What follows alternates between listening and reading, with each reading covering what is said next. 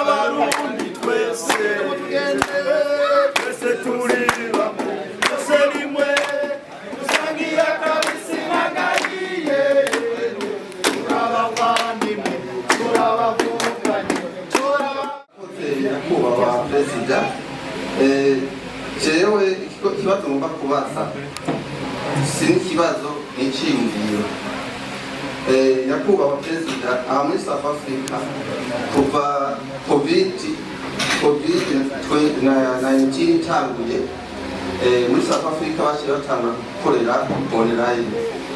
Batanguye gukorera online byasabye yuko barondera abaderivare. Abo baderivare ubu nibo bariko bateza South Africa imbere kandi bo baba bose bari ngaha. Ariko je ikintu cyama kimbabaza nuko usanga abantu bakengereza kandi bagakengereka aribo bari kubateza imbere igihugu. Bakengereze gute? Nta dokima dufise z'ukuri bakoresha nka passport, bafashiraho visa, bakarokoresa ikintu bari kubakora muri South Africa. Akarorero nuko n'umuntu yagonzwe kumwishyura bigorana bamaze kubivuga. Ariko ikintu agomba kubasaba yuko mwovugana na ambasade yacu, hanyuma namwe mukavugana n'igihugu kandi mukaraba ukuntu urwaruka ruza gufasha South Africa nubwo baza kurondera ubuzima bariko barateza imbere igihugu, bakaraba ukuntu bofashwa bakaza official bafise amadokima hamwe bagize ntuza accident bagize ingorane babishura bitareze guca mu ngorane. Ico kibazo canje uko nabibabwiye turi gukora muri abaderivare muriko murabona ibibazo muri guhura navyo. Turagomba kurwanya intambara ishobora kuzotwara imyaka myinshi kubera ko biravana ninde mu ambassadeur, ninde ministre, ninde president azoba ari ku buyobozi mu ruhande rw'igihugu cacu. Tuzobisobanurira noneho yumve ico turiko turamusaba. Ico nshaka kuvuga ni bigomba guhera ku bikorwa twige turiko turakora. Muriko muranyumva abaderivare muranyumva. Par exemple nk'ubu uye guverinoma idusabye ko hari ibyo dutereramo bakabona ko turi guterera uburyo buhagije. Muriko muranyumva sinzi ko muri kunyumva. Suppose nimba turi abantu amajana 5 cyangwa 1000 tukavuga yuko tugiye gukura mu mufuko $220 tuzitange tuziterere mu gikorwa kiri gukorwa mu Burundi bakabona amafaranga dutanze. Noneho tugasubirayo tukababwira tuti amafaranga twatanze naho mubona twayatanze yatanzwe n'abantu batagira ivyangombwa, yatanzwe na babandi bafungwa bakongera bagafungurwa bigora, yatanzwe na babandi bagongwa imiryango yabo igasiga yifumbereza. Nico gihe nibaza ko guverinoma yacu nayizokigira ingufu zo kuyaga na guverinoma ya hano kugira ngo tutakomeza guturumbikwa mu bijanye n'ivyangombwa. Sinzi ko muri kunye otherwise kwerekeza ahantu ata asaramusika tuzoshobora. Sinzi ko muri kubibona. Mutama jewe nimba uriya Mutama arabibona muhere muri covid murana byatanguriye online bikaba slow.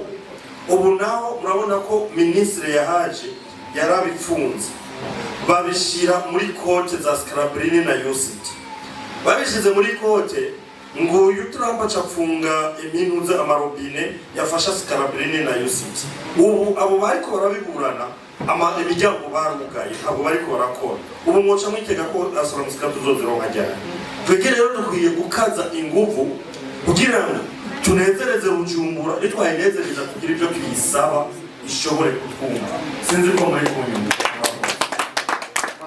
TikTok ikibazo ni cyane ke Matama hari ikintu abantu babaze cerekeye community ko ni gusokora kuwaruka. Hari ikintu mwavuze cyo kugira Burundi bitera imbere, biteza imbere y'uburundi bwacu ikijyanye n'uko woduga twebwe natwe kugira uburundi tugire ico twishimira ko ikibazo canje cari hamwe natwe kugwaruka kugira ngo kwitora nk'abantu twagize ati aka kantu tuma twigire dushinge ikintu kimwe tugire nk'intuzenga bwoko iyo kubishize kunuzeye tutangura kwitaha ne community yogira ico dufashije ko twitwinya community barabafasha n'ibyo bajejwe y'umwunganye mu basaba barondera ibyangombwa n'abandika bashaka mushaka bagafasha kaderi yabivuze abakwiza tuka bose bariho capakazi muri community iratanga yuko community yaraparangaye cyane mu gihugu nibayubake hama baje kuyubaka ndazi neza yuko abakozi b'Imana badashigikiye community ntaho toshika mu iterambere ry'igihugu natwe kubwacu muri amahanga turimo. Izi nzego zibiri zo gukorana ariko inzego ya mbere gukorana ikiyubaka ubwayo bwa mbere ni community. Uyacari mushasha muri community muri nuzeye muri izi nzego zo kurongora igihugu cyose nta birebire aramenya aba bose nibagende biyubake bagire constitution batuzanye ibitugenga hama mu ico gihe bazotwereka uruhara abarongo amashengero dufise mu guteza imbere community ko twese turabarundi. Namwe ndaganira n'umugenzi wanje nganda mubwira nti urabona hari umuntu ashobora gucika kubera ari mishengero kanaka ugasanga abo mishengero kanaka ntavyo bamenye cyangwa umuntu atahora asenga akagira ikibazo ugasanga ni community gusa imwihetseko ariko duhagaye mu izina ry'abarundi twebwe twese nuko umurundi wese ahari agize ikibazo nta by'amashengero nta by'ubutuzi nta by'ubuhutu duharuye yuko ari umurundi agize ikibazo. Iryo tangazo iyo rizanywe riva mu buyobozi bwa community abarongo amashengero bose barifata nka nkama hanyuma twese tugahaguruka kugira ngo dufashe uwo murundi yagize ikibazo.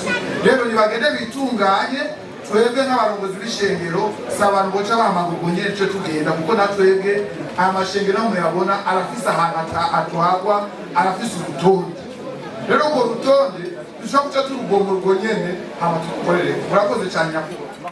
nta muntu agegeza umwotsi inzu irikirasha aha Cape Town inzu sibaza yuko mbere iraheza gusha sinibaza reka tubite ni kuri nivyo tuko turazimya mukaba nk'utwara n'abantu benshi baza kuzimya byofasha reka n'akajambo kamwe kuyiga icyo kugira ngo yipfundije uyu mwubaha kandi jewe mbona yuko kishoboka nuko mu minsi ya vuba aba bantu bo kwishikana bakishikana muri abo bantu Imana yahezagiye bafise ubushobozi bwo guhuza abantu bafise n'iyonganirano kandi si bya kera ntituvuze ngo ni mwebwe muri muze muturondere tuvuze ko abantu ni babarondere hakiri kare kugira ngo mubahumurize muduhumurize ikivi kitaratangura.